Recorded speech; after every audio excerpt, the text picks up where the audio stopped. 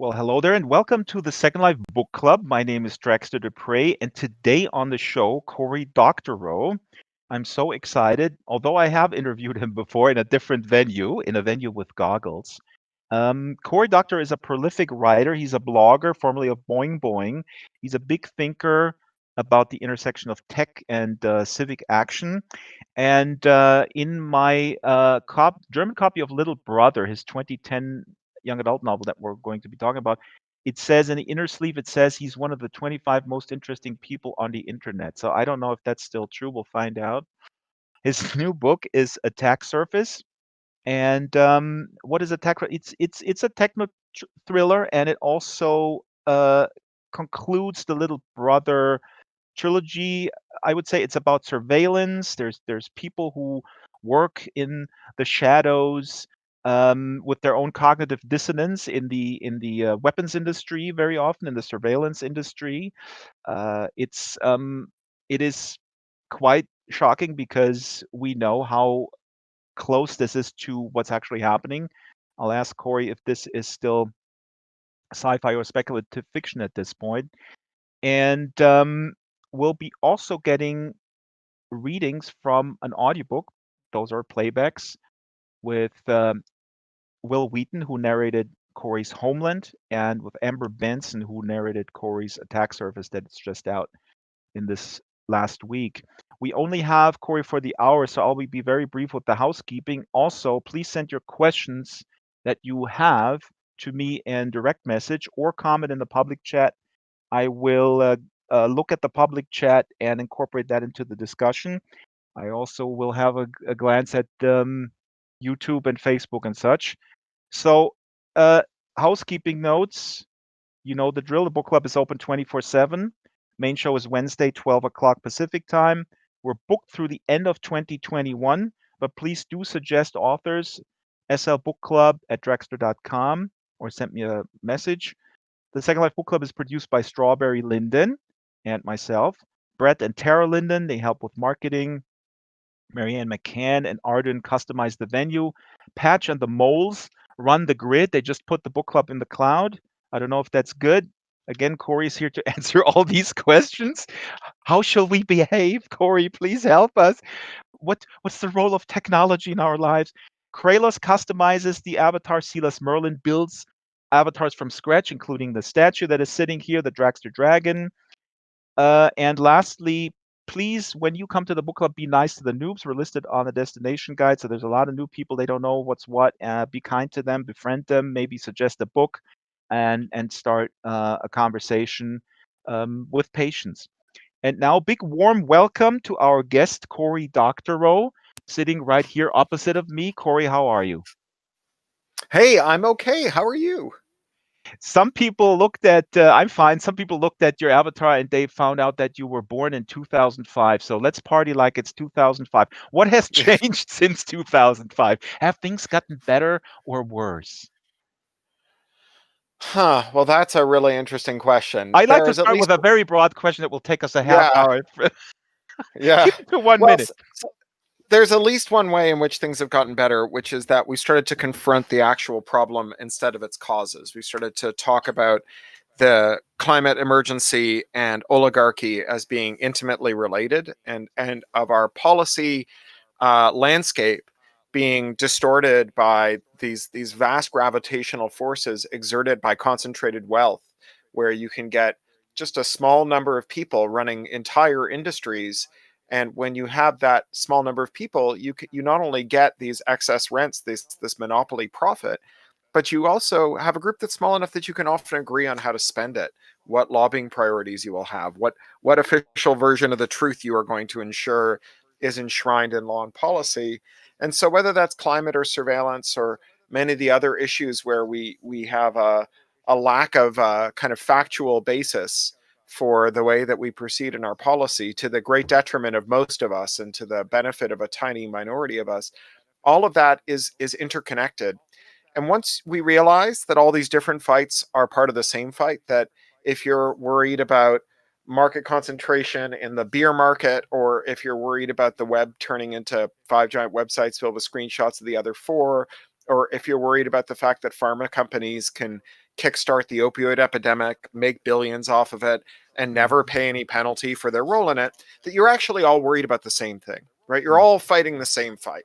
Now, unfortunately, the thing that's happened in the same time as we have been coming closer to turning all of these different issues into a single movement with a lot of different ways to get involved is that the urgency of the movement has grown because the problems that the movement seeks to address have come more to the fore. That was true before the pandemic, and of course the pandemic took all the latent fracture lines and just split them wide open. You know, in Los Angeles, where I'm speaking to you from, we've had many surges in our case count, and it's not caused by mask denial here. It's caused by precarious employment, by people Mhm. who are undocumented or for other reasons don't have any labor protections, and who are forced to work in environments where they risk their lives and then ultimately risk all of our lives by creating these new flare-ups. And so these fracture lines have become very urgent indeed. And I will tell you the most mixed blessing of all of the pandemic, which is that prior to the pandemic, I was secretly half convinced that by the time we actually seriously address the scope of the climate emergency and the amount of retooling we would have to do in our economic and social relations to address it, that between, say, 3 and 5 billion people would have died before we Mhm. took it seriously enough. And I think the pandemic, it's like the car accident that the habitual drunk driver gets in, that puts them in a coma and costs them an eye and an arm and a foot, but doesn't kill them. And so maybe the epidemic is only going to kill 5 or 10 million of us instead of billions of us, and spark the kinds of deep reform that we're going to need in order to weather the coming century. I'm really glad you're starting off with on this optimistic note because with all the mad stuff that is happening, I feel very similarly. In private conversations, I see people really rethinking the capitalist paradigm uh, and questioning what they've been sort of conditioned in Germany as well. I mean, I actually don't see a huge difference. The Germans like to believe that they're more sort of advanced in with their social safety net, which is in partially true. The safety net is a little bit better, the legacy safety net, but it's in the same grip, in the same neoliberal grip as the U.S. In my Sure. estimation. And just like the many of the developed nations address their climate issues by moving their manufacturing to China and then declaring themselves to be carbon neutral or carbon reducing. Germany addressed some of its social issues by offshoring its cruel debt collection to Greece Mhm. and Italy and other countries, and propped up its social safety net with that. And that's no answer. We need a solution for everybody. It is not enough to fortress yourself away. I mean, if there's one thing that the climate and the pandemic have taught us, it's that uh, borders are a detriment in large part to systemic addressing systemic problems. That Mhm. while a border, say around New Zealand, can prove out that one policy can win over another, that the mechanisms that allow one nation to offshore its problems to another nation do not make those problems go away or even make them better. Nor does it even keep them from having to suffer through those problems. It just accumulates a kind of policy debt that eventually mounts to the point of policy bankruptcy.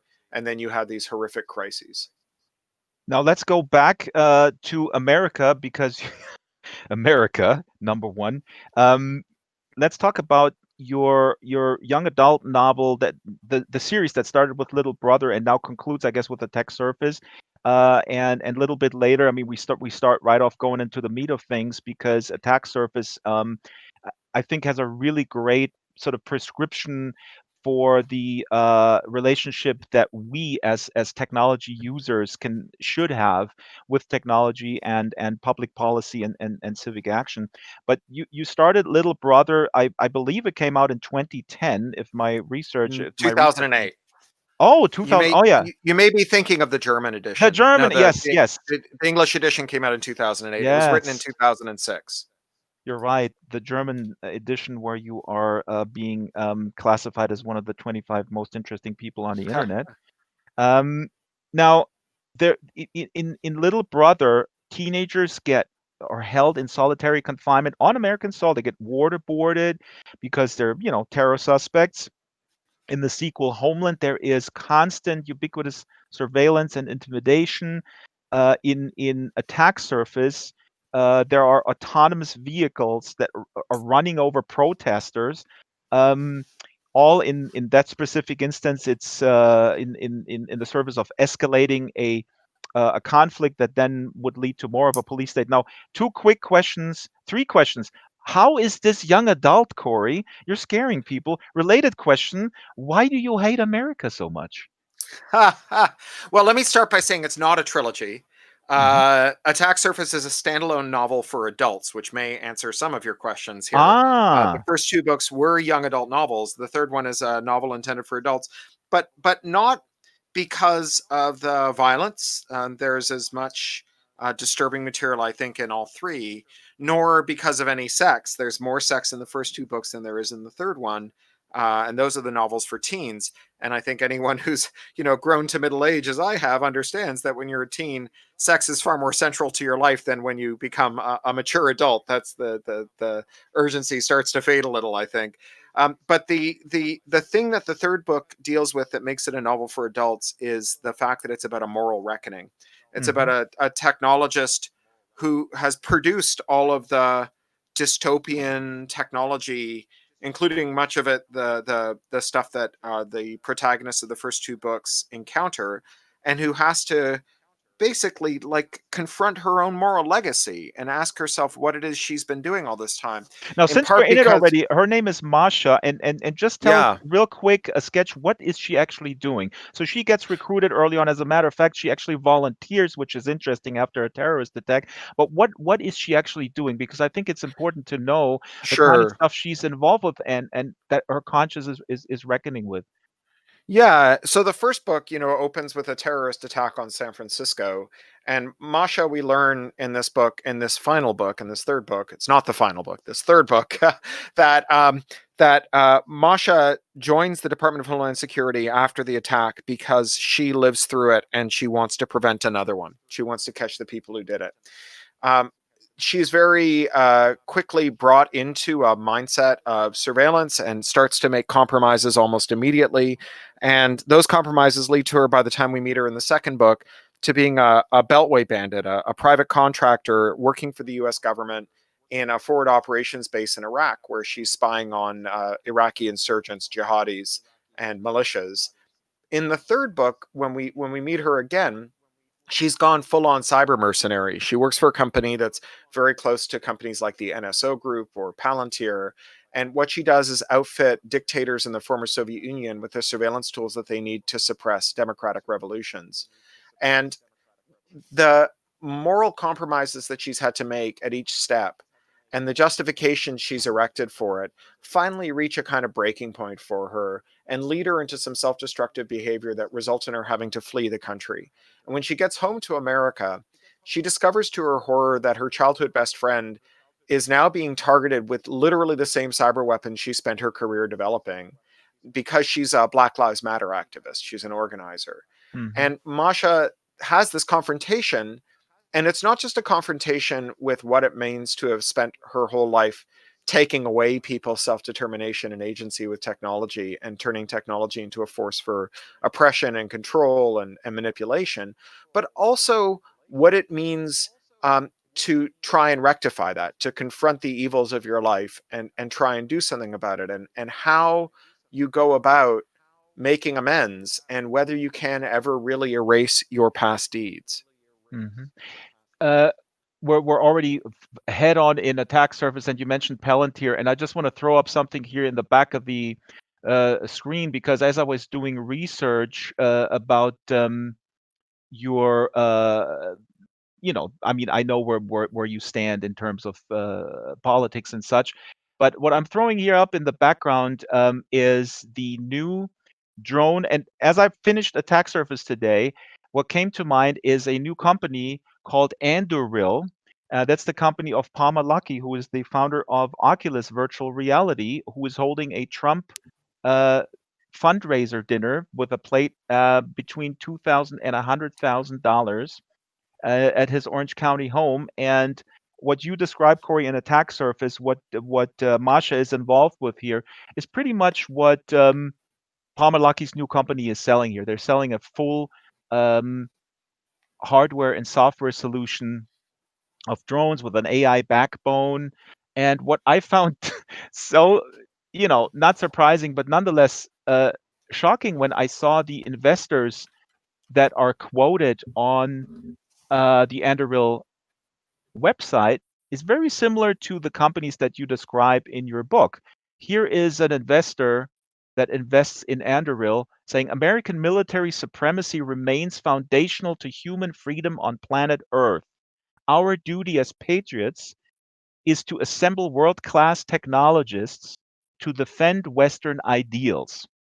This is from 8th VC, the venture capitalist. Anduril is the leading example of top US technologists developing vital infrastructure for our national security. So, uh, what I want to ask you, because Masha in your book is really has this internal battle with her cognitive dissonance. What is she doing? And why is she doing it? Is she doing it for the money? What I was constantly asking myself is, are the tech bros or the tech girls, are they more prone to be able to compartmentalize this, or do we all do this every day? That Well, we look, sort of we all make rationalize things like this. I mean, we all make moral compromises. I mean, as I say, that's the thing that makes this an adult book, is that teens, don't have to have the same reckonings that adults have, because although teens also make compromises, they haven't had time to make quite so many. One of the things that makes young adult literature exciting is that there are a lot of things that when you do them for the first time are really dramatic, and when you do them for the 100th time are kind of banal. Like, the first time you rationalize yourself into telling a lie of consequence to a friend, that's a big deal. If you make a habit of it, you're just a jerk, right? And so the adult state is to have made compromises, and those compromises are made in a stepwise fashion. We do one thing, and then we do another thing, and the second thing we do is a compromise based on where the first compromise took us. So we take one step down the road and we say, well, what's the harm of taking one step? And then the second step that we take, we don't treat it as a second step. We treat it as just one step again, but we're already a step down the road. One step after another, and you wake up and you've gone quite a long distance from where you thought you would end up.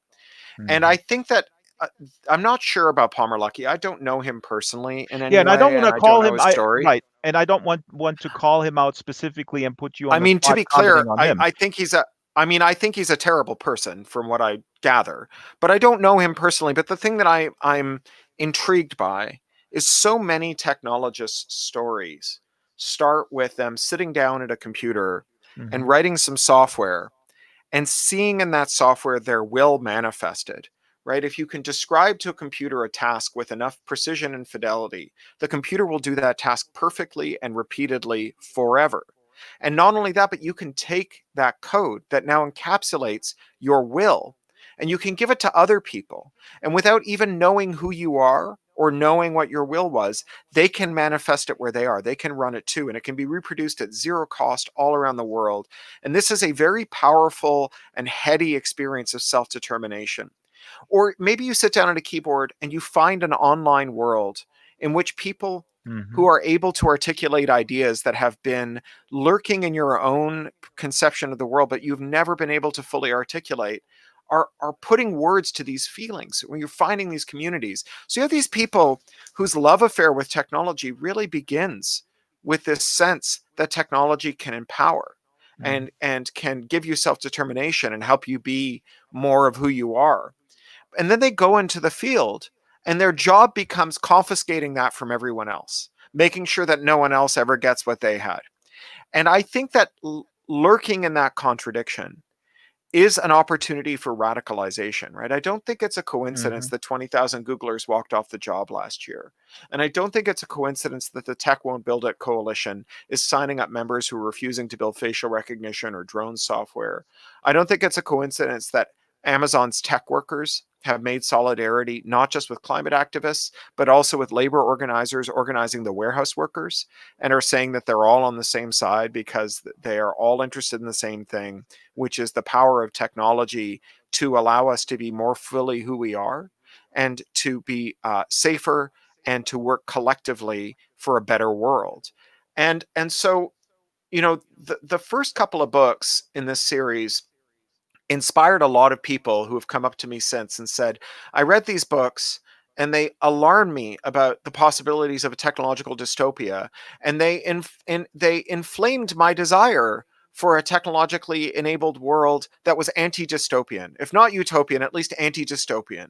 Mm. And that's why I became a cryptographer, a security researcher, a human rights lawyer, an activist.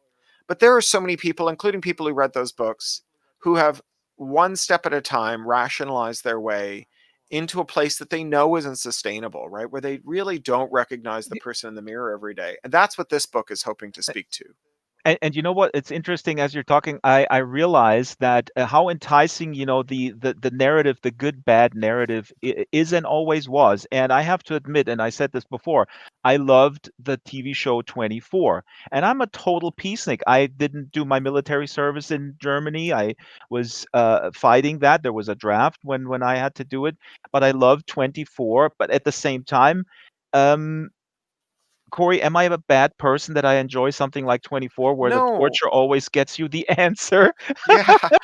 No, I think that their, plot is fun, right? I'm a pulp writer and I will speak up for plot every day of the week.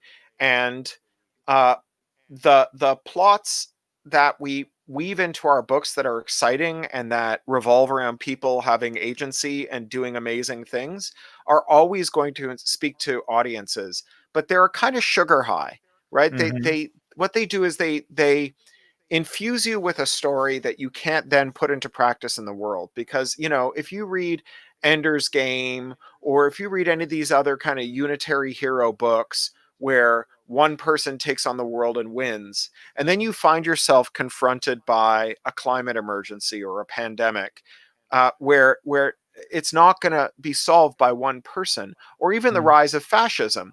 I am fully on board with Siegel and Schuster when they wrote Superman, because they were two Jewish kids in New York who were watching fascism unfold across the ocean, and who thought that maybe if they could conjure into existence a kind of modern golem, this giant goy who would go and punch Nazis for them overseas, that they could solve fascism. But that's not what solved fascism. What solved fascism was this massive collective effort. So I think that the problem with those But I was stories is just not that thinking, I they're mean, unenjoyable.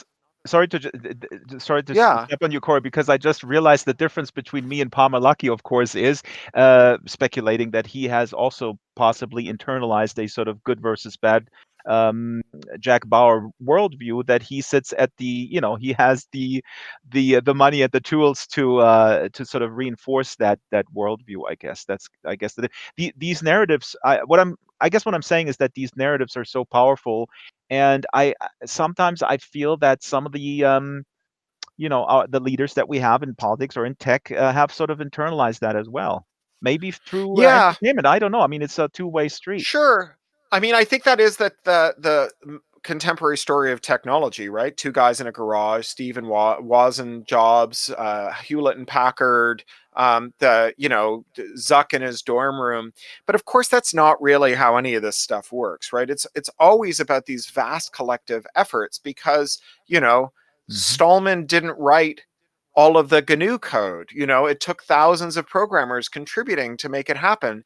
And I had a realization. I wrote something about this for the book launch, for I believe it was Slate, or maybe it was Litquake, and I was writing about the idea that we're going to need moonshots to solve these problems, to solve things like the coronavirus pandemic, the climate emergencies that are on our horizon, and that moonshots are the opposite of a unitary hero, right? If Neil Armstrong had a problem getting to the moon, it wouldn't have been because he himself failed to design the rocket, right? The most idiotic moonshot you can imagine is the Iron Man / Elon Musk mythological moonshot, where one science hero with a lantern jaw and an unlimited budget, through his personal vision, builds a rocket in Galt Gulch and gets us all to the moon. Right? That is a recipe for a robot for a rocket that explodes on takeoff. Right? It is the combined skill, outlook, and uh, uh, uh, points of view and weaknesses and strengths overlapping of vast quantities of people of goodwill. And there's a song about this that I actually just choked up as I said those words, because it's such a beautiful song. I have a guitar uh, nearby. Don't tempt me. Go ahead. ha, ha. It's by Ada Palmer, who's a brilliant science fiction writer and historian, but she's also a librettist and singer, and it's called Someone Will. And Mhm. I urge it's available as a free download. It's under her band Sassafras, and it's a song about, excuse me, I am choking up again. It's a song about how if we ever go to space, that many of us won't be qualified to be in the rocket, but that some of us will be the ones who raise the money, or who write to Yeah. the Congress, write to our Congress, or who write the code, or who tell the stories, and that all of us together are what get, excuse me, I am really choking up because it's such a beautiful song, that get us to the moon. And that it's such an amazing vision, and it's such a counter heroic vision. Right? It's a vision of a collective will realized, and not a vision of the unitary science hero who takes us to Mars and back. Right? who Yeah. is who is able, as Elon Musk seems to think he is, to abuse workers and to run roughshod over democratic regulators, to do what it takes because of the strength of their individual vision, makes everyone else an insignificance. Yeah. It's the Batman future is not a future you want to live in, because the Batman future is a future in which Palmer Luckey makes a suit of powered armor and goes around beating the shit out of people he doesn't like. As long as he has flip flops. If you're just tuning in, Cory Doctorow is on the Second Life Book Club today. Keep the questions coming. I'm cataloging them, and I hope we'll get to them all. V Hope on the YouTube says Stallman is a god.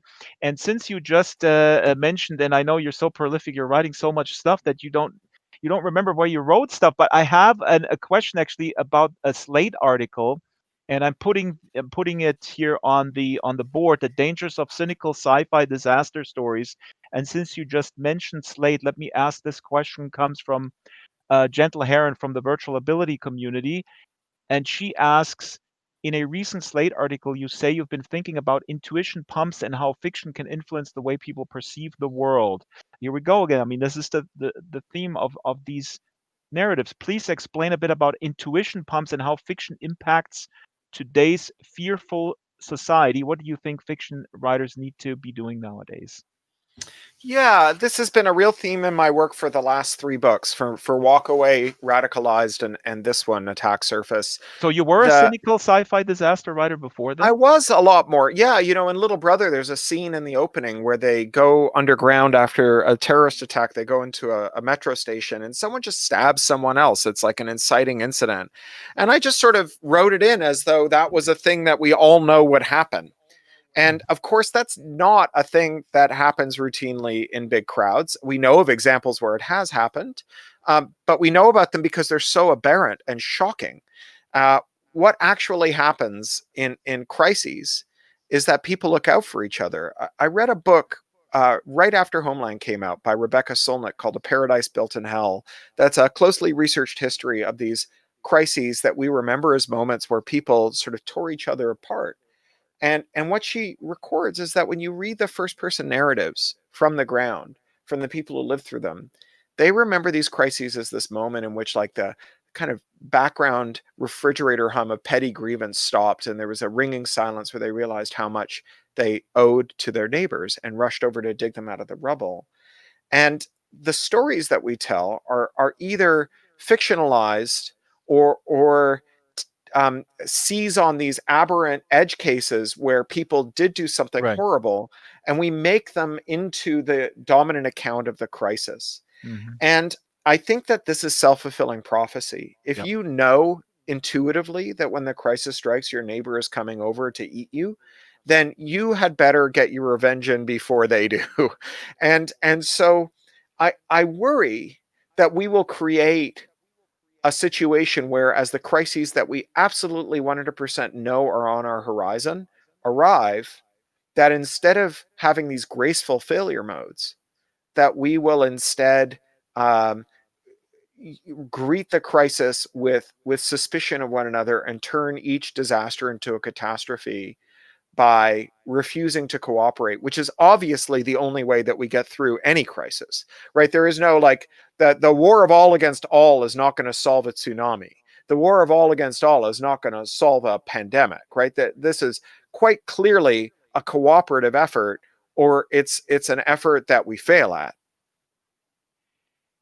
Cory, I could not agree more. I'm looking at the clock here because my producers are hitting me over the head with the clock every day, Cory. My life is terrible, but this is not about me.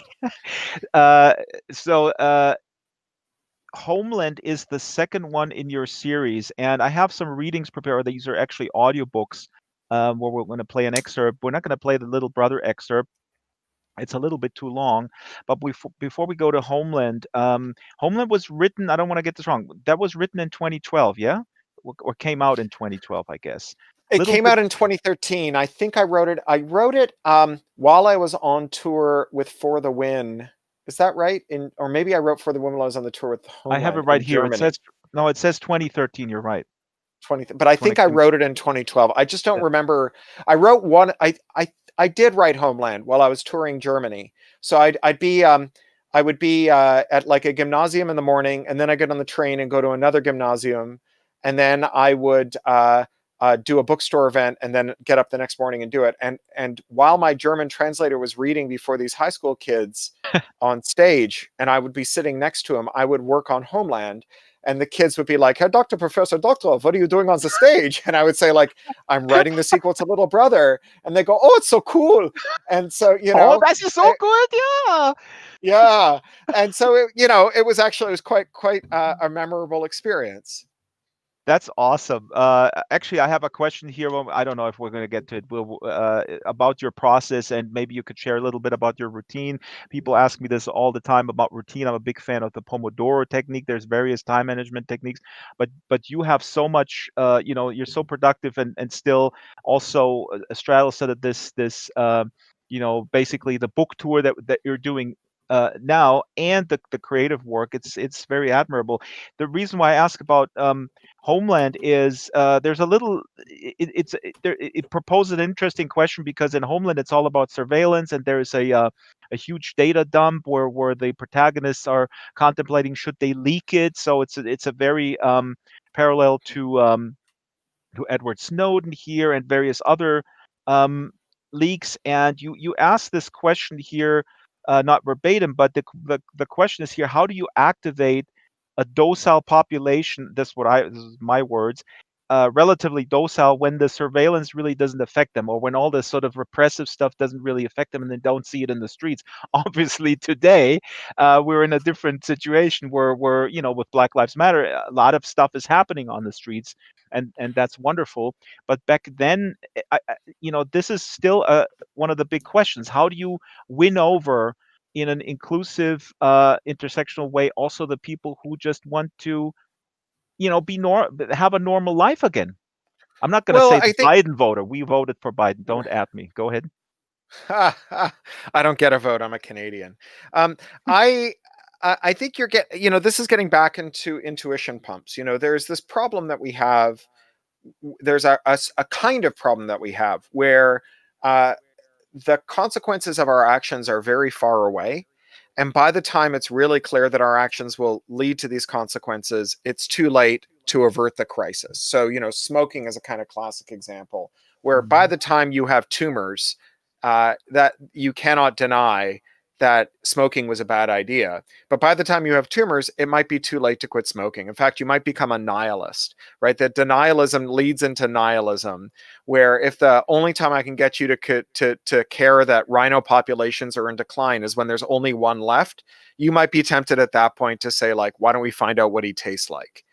And Mhm. so uh, the point of fiction and of dystopian fiction, and I'm going to use that term very loosely here because I don't think this is dystopian, but of fiction in which things go wrong, is to help us ideate, to prime our pump for a future that will arrive if we don't take action to avert it, to move the threshold where indifference gives way to urgency further back in just that way that I was describing at the start of our conversation, where maybe the pandemic wakes us up to structural deficits in our society before climate emergencies reveal them in such a dramatic way that the death toll will be epochal rather than merely horrific.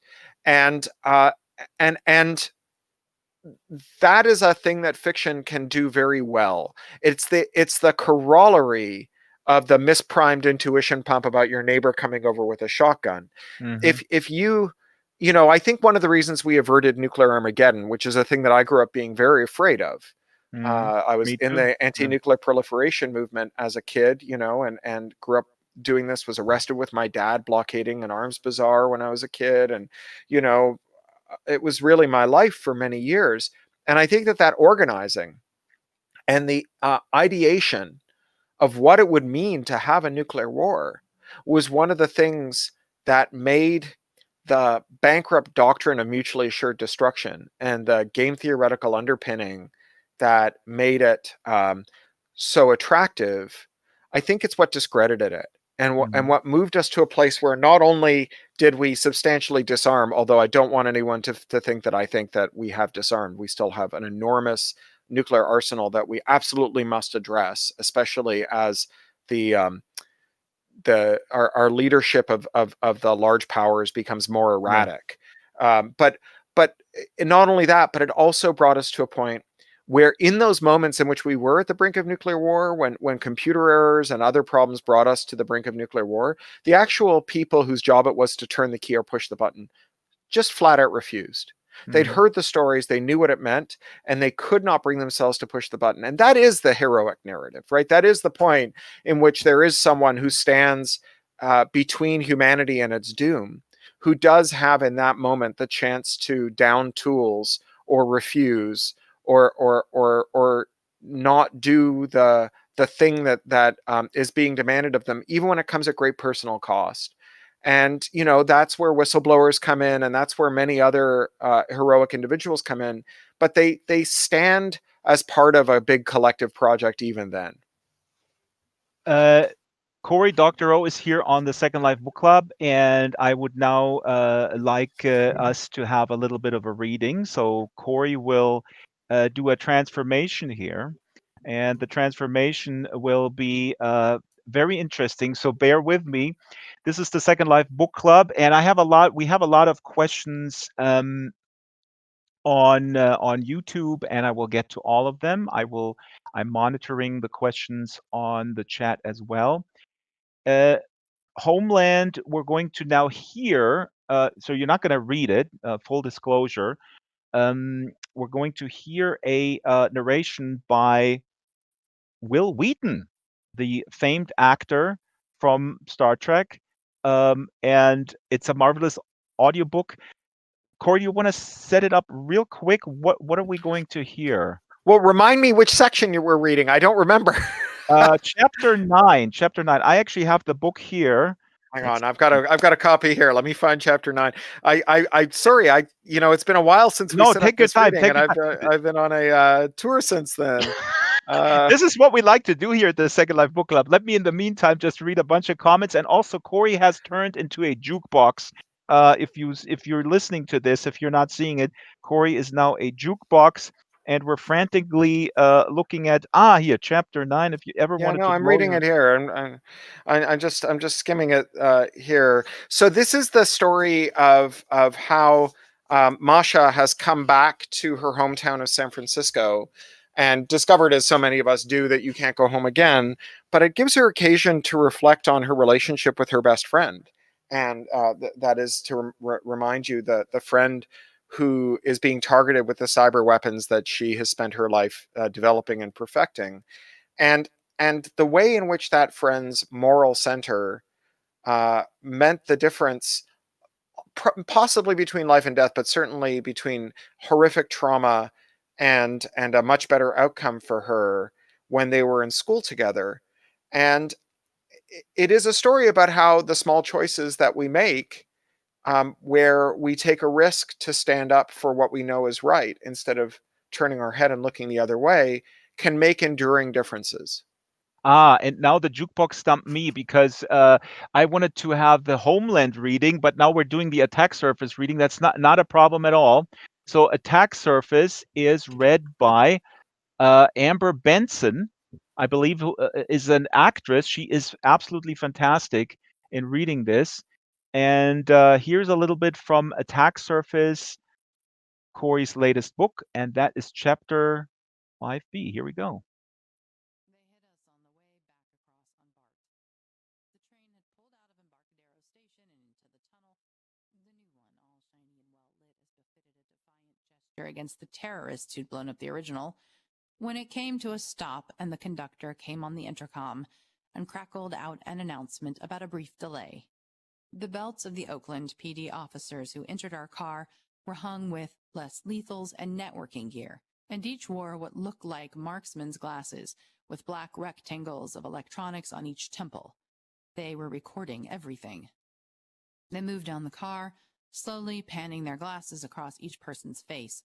I could hear something in their gear buzzing every time they got a lock and a successful recognition, and then they'd move on.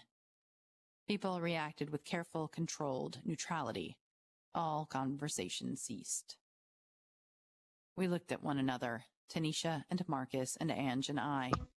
They were getting closer. We were underground, underwater, in a train, in a tunnel. There was nowhere to go. They were looking for us, then they were going to get us. They locked on Marcus. A brief pause. Those shooter's glasses had a little display in them too, I saw. These guys were glass holes, wearing dysfunctional tactical versions of the even more dysfunctional and long abandoned Google Glass glasses. Try saying that 3 times fast. Then they alighted on Tanisha. The cop stiffened up like he'd been shocked. We all saw it. He was white, young, brown-haired, a little chubby, a baby face. His partner was older, South Asian, white sidewall haircut and skinny. The two of them closed in on us. "Ma'am," white cop said to Tanisha, "can we see some ID?" Tanisha looked around the car. Everyone was watching us and trying not to let it show. A couple people, both black guys, both young, had their phones out and were recording. That was gutsy and maybe stupid.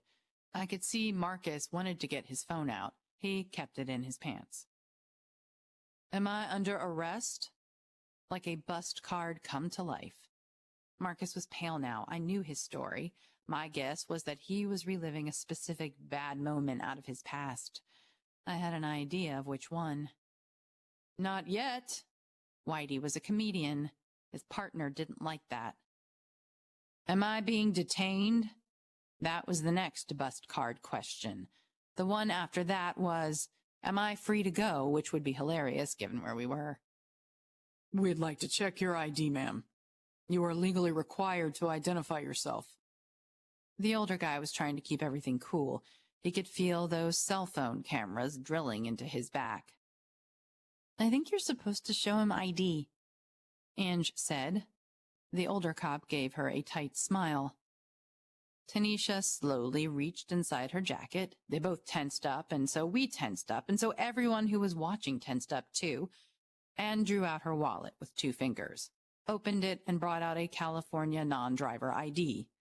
We used to tease her about being the only one of us who never wanted to learn to drive. The younger cop took it, examined both sides, then tapped it to a reader on his belt. Seconds crawled. We heard the buzz in both cops' systems. We would like you to come with us, please. The old guy said it calmly and in a voice, tone pitched to Carrie, talking for the camera phones as much as for Tanisha. Am I under arrest? She was so calm, calmer than I'd be. I wondered if it was the first time she'd been arrested. I hadn't thought to ask. You are being detained. I invoke my right to counsel. I invoke my right to silence. I do not consent to a search of my person or belongings. She said them like a mantra, loud, crisply, like a manifesto. One of the black guys recording her whooped. Someone clapped a little. It was a hell of a performance, an underwater civics lesson delivered in a crowded tin can. The cops just nodded like they'd heard it before. I'm sure they had. We all looked at each other. Are we going to let them lead her off? I'd like to accompany her, Marcus said. Can I see your ID? Marcus swallowed. This was clearly going to go around and around in circles. Marcus could grandstand for days.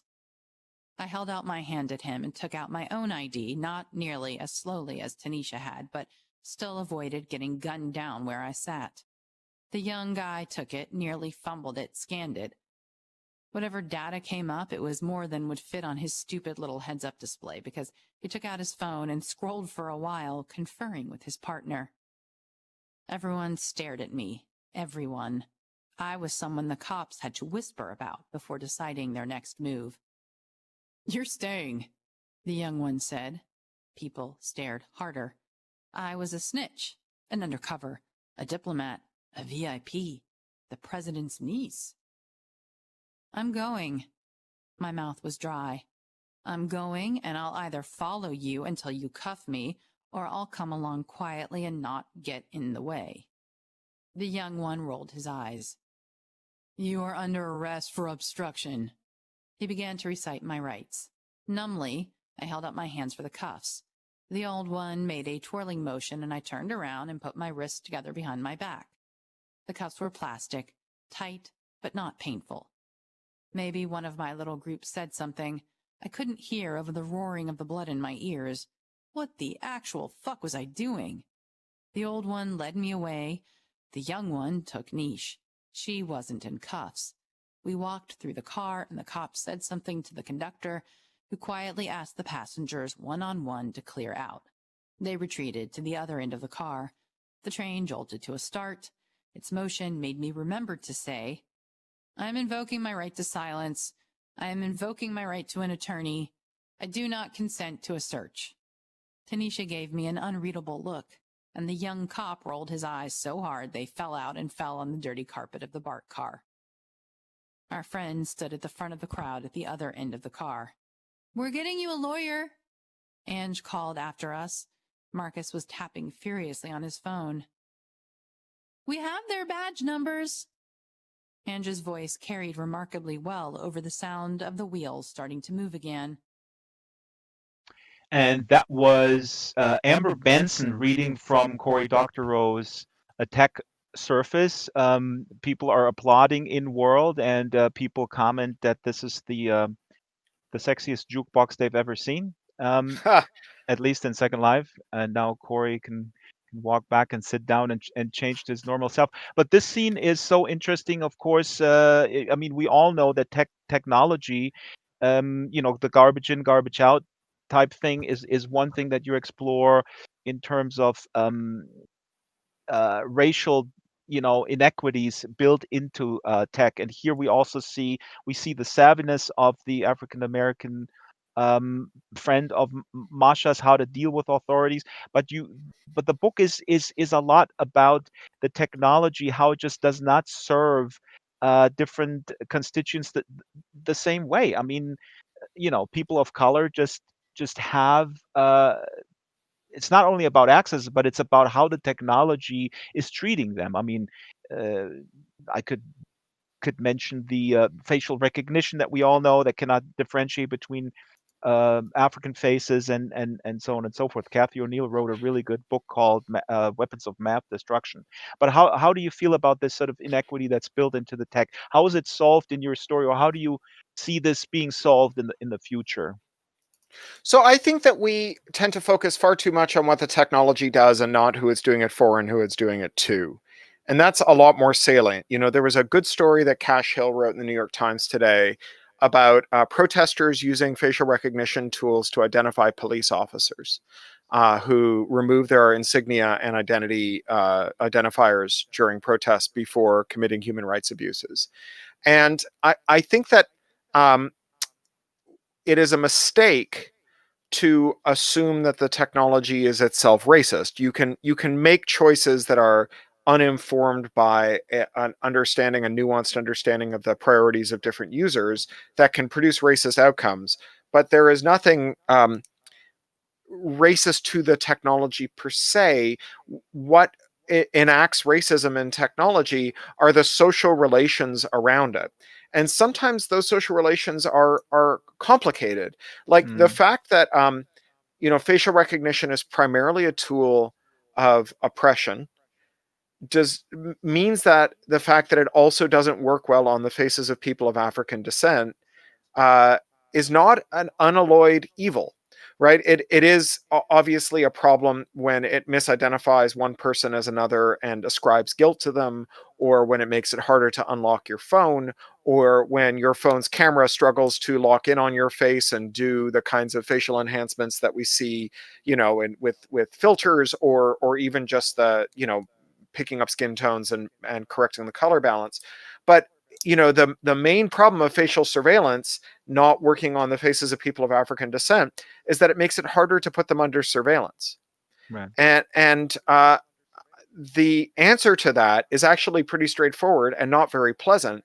The Chinese state was concerned that it was having trouble surveilling people of African descent. And of course, it has relations through the Belt and Road Initiative with many African states that are themselves not well governed and have bad track records on human rights. And it requisitioned from one of these states the driver's license database of all of the people who live there. And it retrained its facial recognition system and perfected its ability to spy on people of African descent. And now, if you're an person of African descent in China, you will be spied on very, very competently. And this is not a win, right? The in the limits of how technology can be used without a responsive and legitimate state to Mhm. to stand in for the responsive and legitimate state are limits that we hit pretty quickly. And if I break with the early cypherpunk movement on anything, this is, I think, the most essential one. That I don't think that we can build a kind of cryptographically secure demimonde that lives next to our world, in which cryptography substitutes for legitimacy to ensure that our human rights are respected. I just, although I think cryptography works very well, you were talking about 24 before. The most powerful form of cryptanalysis is tying someone to a chair and hitting them with a rubber hose until they tell you what their passphrase is. And Mm, it's an extremely efficient form of cryptanalysis. And the thing that prevents that cryptanalysis from being done is not longer keys. It's a legitimate state that respects human rights. And so I think that the role of our cryptography and our other privacy and security tools is first to form zones of temporary protection that we know will be penetrated eventually, from which we can stage mass movements that demand legitimacy and proportionality and the rule of law from our states.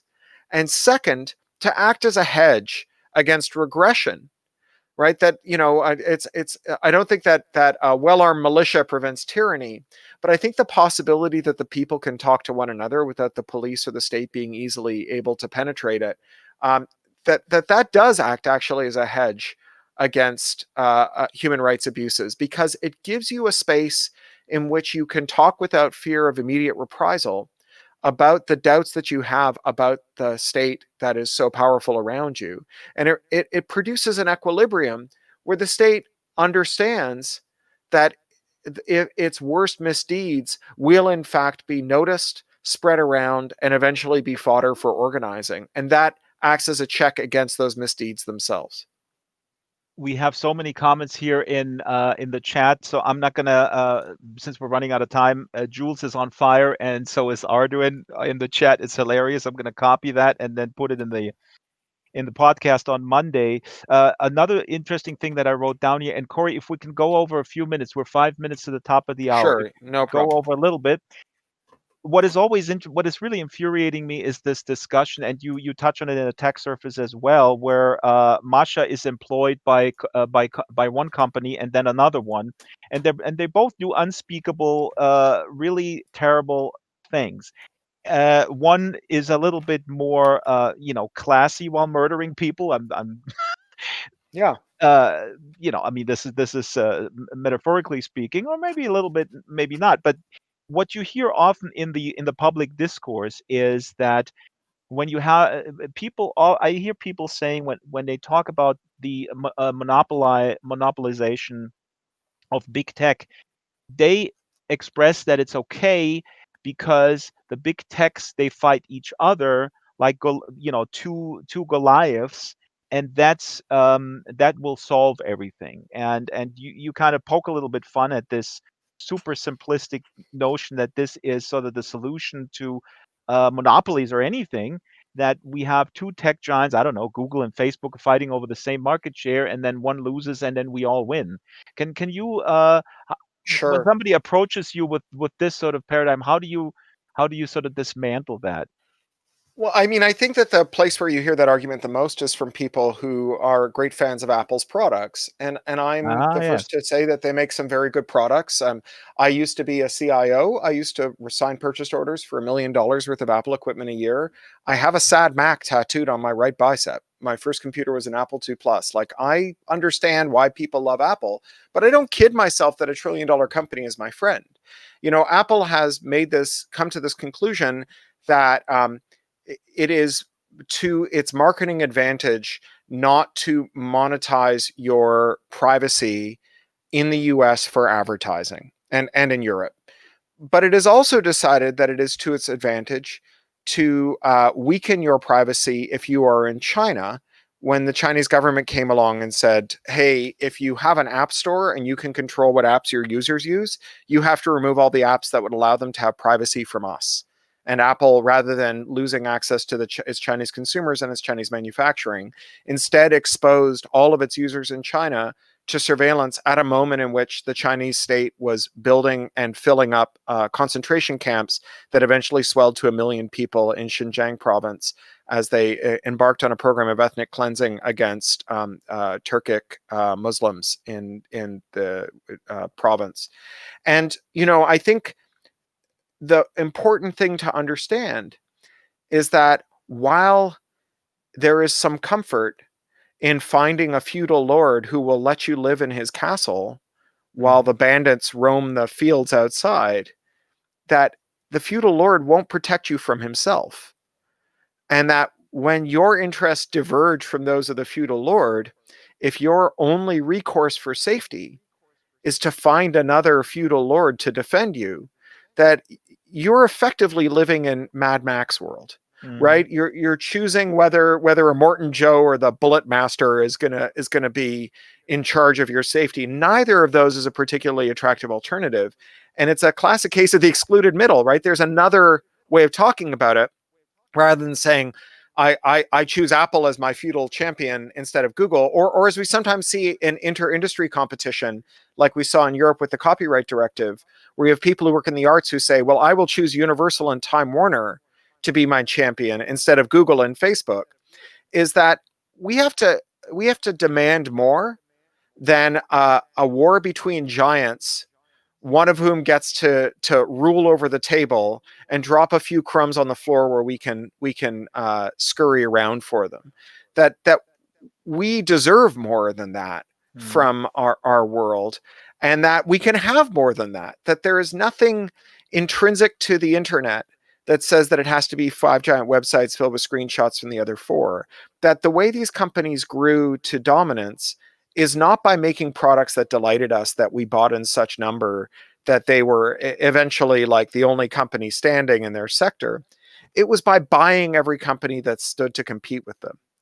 And that was a thing that was illegal until the era of Reagan and Thatcher and Helmut Kohl and Brian Mulroney and so on, when a court sorcerer named Robert Bork, a jurist, promulgated a theory of monopoly that said that governments should allow monopolies, that monopolies are efficient, and that the only time they should take action is when monopolistic action immediately leads to a price raise, which is a thing that's almost impossible to prove.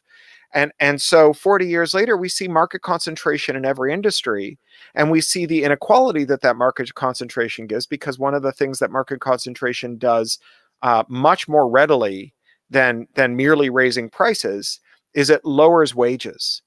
The wage stagnation is largely a function of a collapse in the buyers for labor, right, into just a few silos, so that you are left without an auction with bidders who want your work, and instead there's just a couple of collusive entities.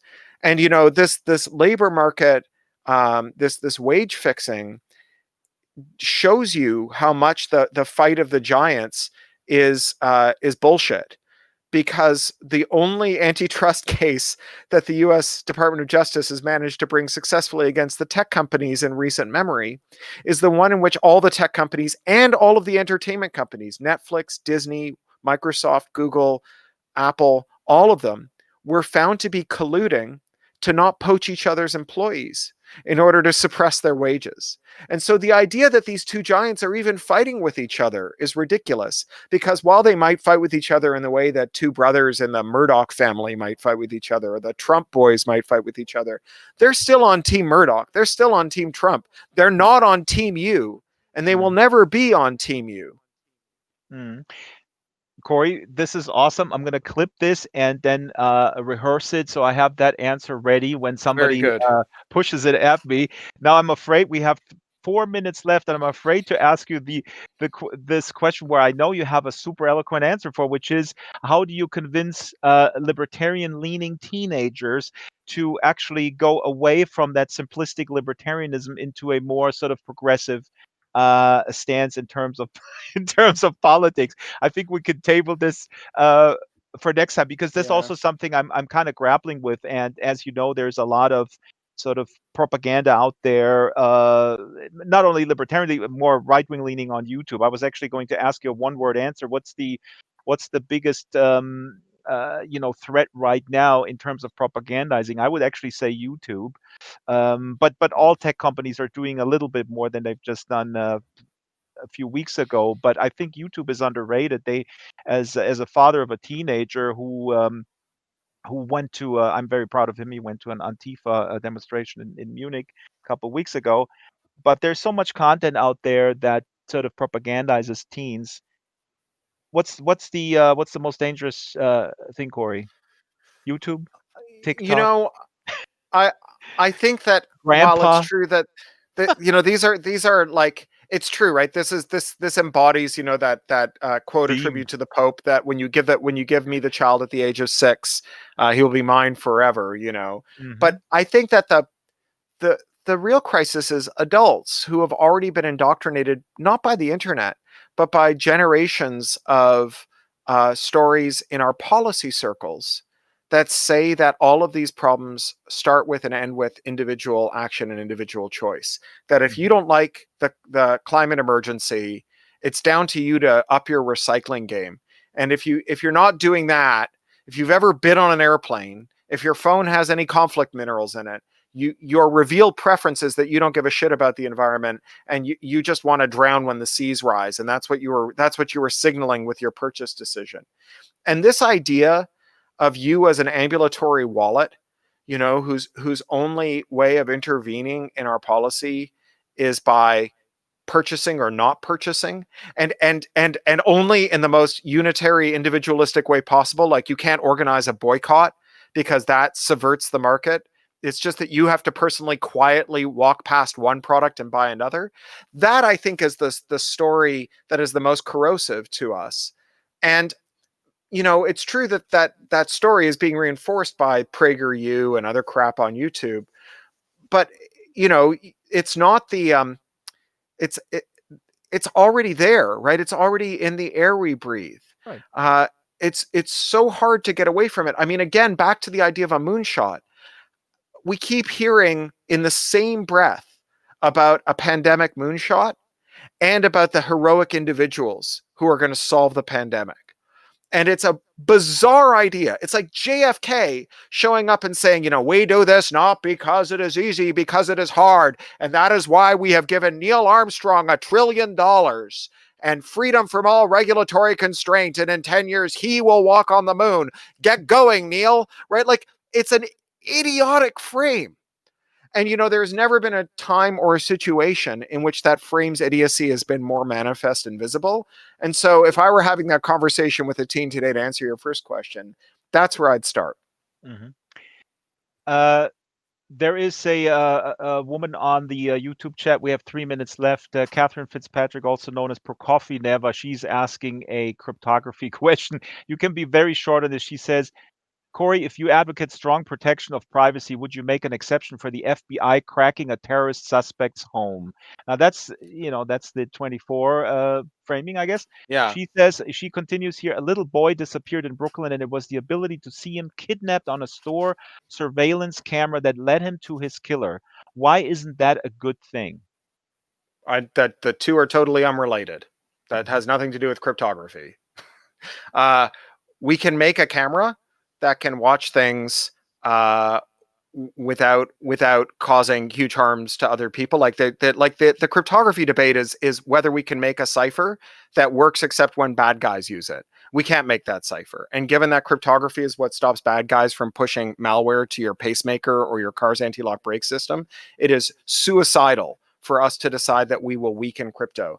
Now, as to whether or not it's a good or a bad thing to have ubiquitous surveillance, I don't know this case of this one Brooklyn kid. It might have saved that one Brooklyn kid, but it's not a it doesn't hold up with the evidence about CCTVs, which is that CCTVs work in a limited way where you have places where crimes of opportunity take place, like car garages, but CCTVs in public places tend to just move crime about, it averages about 50 meters down the pavement.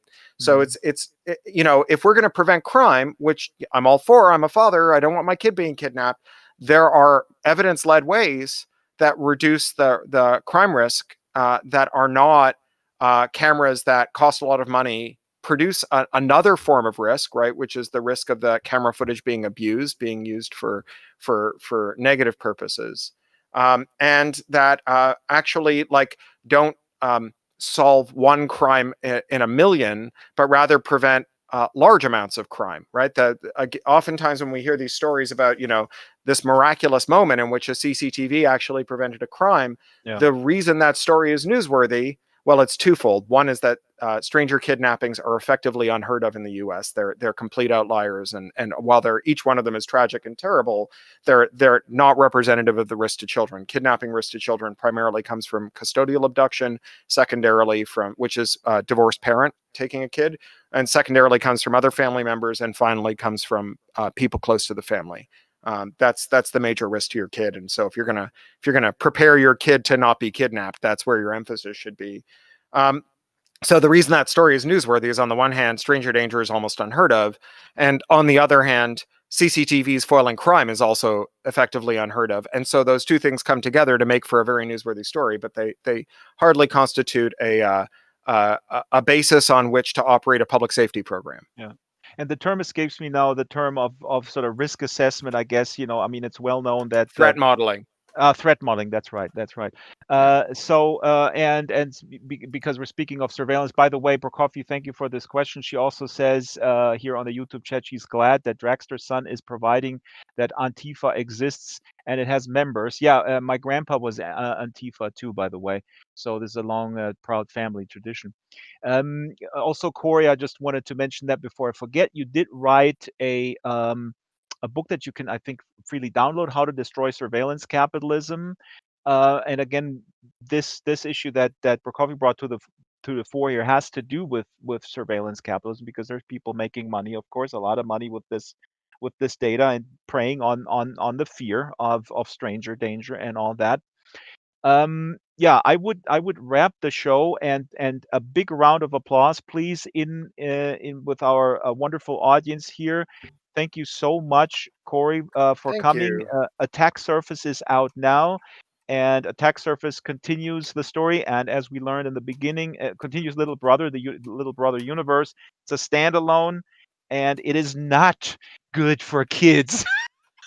Don't blame us if you give it to your kids. It might be Uh, good for kids, but it's not intended for kids. I don't think there's anything in there that'll harm them, but I think that it's got much more of an emphasis or a yeah, resonance with the problems of adults. but late teens. I mean, the moral sort of queries that she has, Masha. I mean, I have these discussions with my son.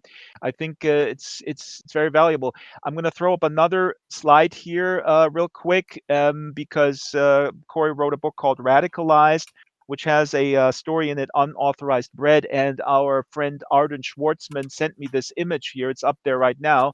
It's a bag of grapes, and on the bag Yeah. of grapes, it says the recipient of the produce contained in this package agrees not to propagate or reproduce any portion of the produce, including but not limited to seeds, stems, tissue, and fruit. So, um, if you read the story, then you understand what we're talking about. If you haven't read it, Radicalized is a wonderful book. I got into trouble at the Munich airport with the customs officers who thought it was sort of whatever, like a bomb making handbook. I mean, I'm not kidding. The guy was looking at it. Wow.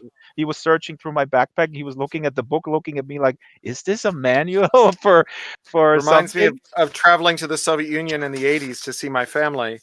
I nearly had my copy of Larry Niven's The Patchwork Girl taken off of me by a man in a big furry hat Oh my at God. the Russian-Finnish frontier on a train to Leningrad. Oh my God! Larry Niven was here actually a few weeks ago, and he said something about a policy proposal of the Communist Party of America, and he said that was a good. What was it? Ah, I forgot what it was, but I'm getting before I completely get off a tangent. Somebody reminds me what Larry Niven said because the name just came up.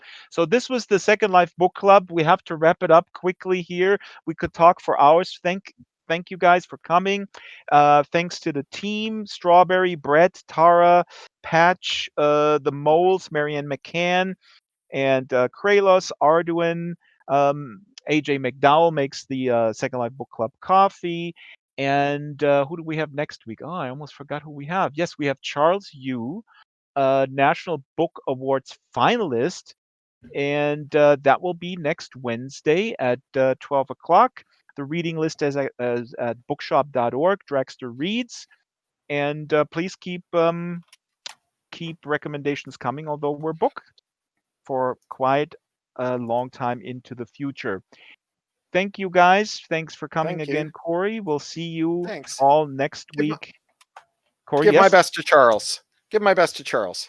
I will. And All you're right. also, of course, not barred yet here from the book club. you Very can you good. can come by. We'll see you all next week at 12 o'clock here on the Second Life Book Club.